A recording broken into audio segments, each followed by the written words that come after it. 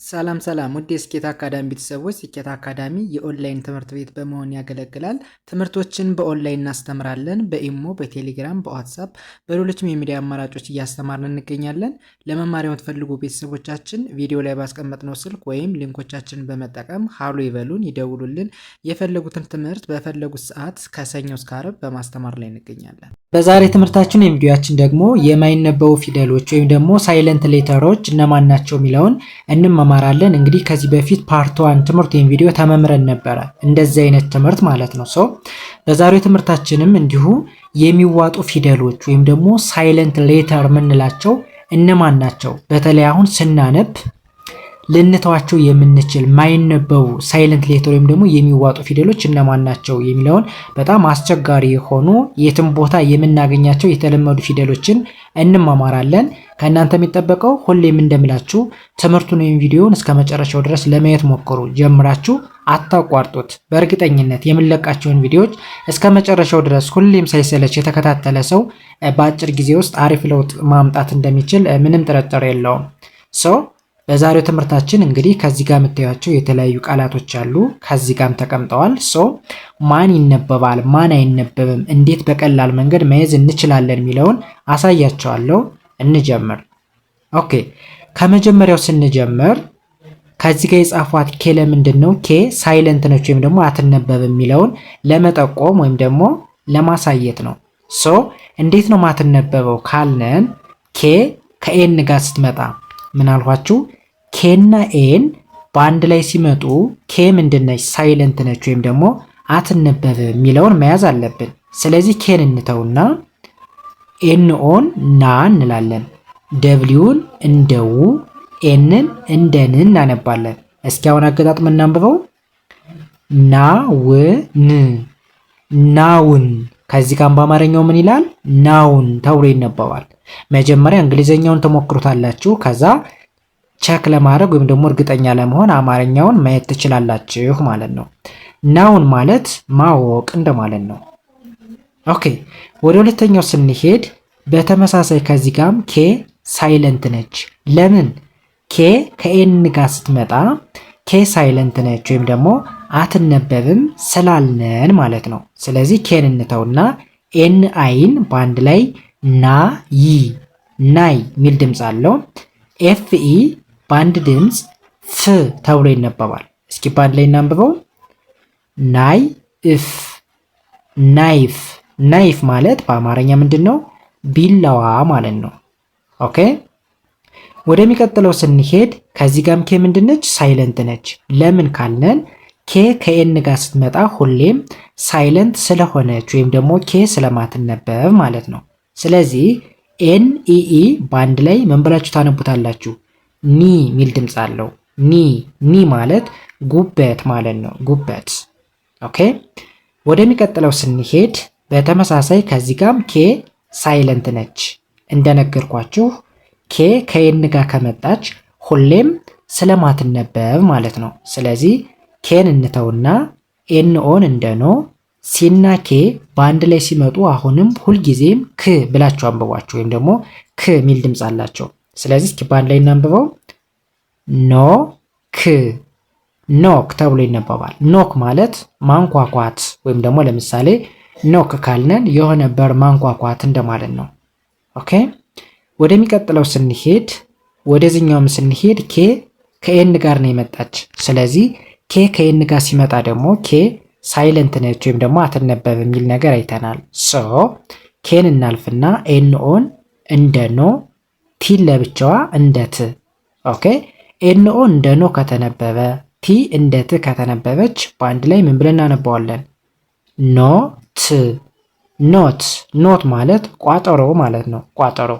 ኦኬ፣ ወደሚቀጥለው ስንሄድ ከዚህ ጋርም ደብሊው አትነበብም። እስካሁን ድረስ ኬ አይነበብም የሚለውን ነበር ያየን። ከዚህ ጋር ደግሞ ደብሊው አትነበብም። መቼ ነው ማትነበበው ካልነን ደብሊው ከኦ ጋር ስትመጣ አብዛኛውን ጊዜ ደብሊው ምንድነች? ሳይለንት ነች ወይም ደግሞ አትነበብም። ስለዚህ ምን እንለዋለን ማለት ነው? ከኦ ነው የምንጀምር ማለት ነው። ደብሊው ካልተነበበች ከኦ እንጀምርና ው ድ ብለን እናነባዋለን። ውድ። ከዚህ ጋር መያዝ ያለባችሁ ኤልም ምንድነች ሳይለንት ነች ወይም ደግሞ አትነበብም። ለምን በደንብ ካስተዋላችሁ ስናነበው ምን ብለን ያነበብነው ወድ ወድ ብለን እናነባዋለን። ወድ ማለት ቢሆን ወይም ደግሞ ነበር እንደማለት ነው። ወይም ደግሞ የሆነ እርግጠኛ ያልሆንበትን ነገር ለመናገር ስንፈልግ ውድ የሚለውን ተጠቅመን ልንገልጸው እንችላለን ማለት ነው። ዌል ይህም በዚህ ካየን ወደሚቀጥለው ስንሄድ የሚቀጥለውስ ምን ይላል ወደሚለው ስንሄድ ኦኬ ከመጀመሪያው ስንጀምር ከዚህ ጋርም ደብሊው ምን አትልም አትነበብም። ለምን ደብሊው ከአርጋ ስትመጣ ስለማትነበብ ምን አልኳችሁ? ደብሊው ከአርጋ ስትመጣ ደብሊው ሳይለንት መሆኗን መያዝ አለብን። ስለዚህ ደብሊውን እንተውና አርኦን ሮ እንላለን። ኤንን ን ማለት ጅን ግ በአንድ ላይ እናነበው ሮ ን ግ ሮንግ ሮንግ ማለት ስህተት ማለት ነው። ስህተት ኦኬ። ወደሚቀጥለው ስንሄድ ከዚህ ጋር ደግሞ ኤል አትነበብም። መቼ ነው ኤል ማትነበበው ካልነን ከኤ ጋር ስትመጣ ሁሌም ኤና ኤል በአንድ ላይ ሲመጡ ኤል ምንድነች ሳይለንት ነች ወይም ደግሞ አትነበብ የሚለውን መያዝ ይኖርብናል ማለት ነው። ስለዚህ ቲኤ እንደ ቶ ኬ እንደ ክ በአንድ ላይ ቶክ ቶክ ብለን እናነባዋለን። ቶክ ማለት ማውራት ማለት ነው። ኦኬ ወደሚቀጥለው ስንሄድ ከዚህ ጋር በተመሳሳይ ደብሊው አትነበብም። ለምን ከአርጋ ስትመጣ ደብሊው አትነበብም ስላል። ስለዚህ ደብሊው ልናልፍና አር አይን ራይ እንላለን። ቲኢ በአንድ ላይ ት ተብሎ ይነበባል። በአንድ ላይ ስናነበው ራይ ኢት ራይት ራይት ማለት መጽሐፍ ማለት ነው። ኦኬ ወደሚቀጥለው ስንሄድ ከዚህ ጋር ደግሞ ጅና ኤች ምንድናቸው? ሳይለንት ናቸው ወይም ደግሞ አይነበቡም። ስለዚህ ኤል አይን ላይ እንላለን። ጂኤች አይነበቡም ብለናል። ቲ እንደ ት በአንድ ላይ እናነበው ላይ ኢት ላይት ላይት ማለት ቀላል ማለት ነው። ወይም ደግሞ ላይት ማለት ብርሃን እንደማለትም ይሆናል። ኦኬ ወደዚህኛው ስንሄድ በተመሳሳይ ጂና ኤች ሳይለንት ናቸው። ለምን በተከታታይ ስለመጡ። ስለዚህ ኤን አይን ናይ እንላለን።